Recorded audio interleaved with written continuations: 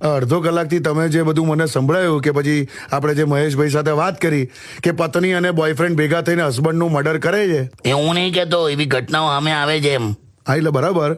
તો મને હવે એવું થાય છે કે હું હવે લગ્ન કરું કે ના કરું પછી? પણ એને તારે કેમ કરવા છે? અરે કાકા કંટાળી ગયો છું યાર. કેમ? હું ઝાડુ લગાવીને કંટાળી ગયો છું, હું કપડાં ધોઈને કંટાળી ગયો છું, હું બહારનું ખાવાનું ખાઈને કંટાળી ગયો છું. બોલ, આ સેમ કારણોના લીધે લોકો ડિવોર્સ લે છે. હે એ તો તારે જ કરવું પડશે લા, તું લગ્ન કરે તોય.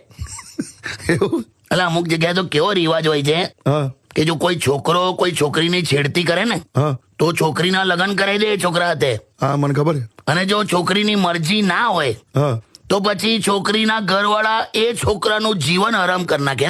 હા હા એટલે બંને કેસમાં આખરે તો એનું એ જ મેથી મરાવવાની જ છે તારી.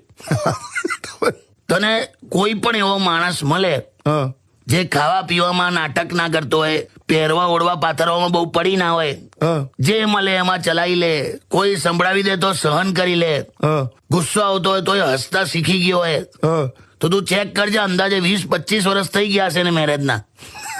એટલે તું હરક પદુડો ના થયેલા, થોડા કાગડા બધે કાળા જ હોય. હા ઓકે.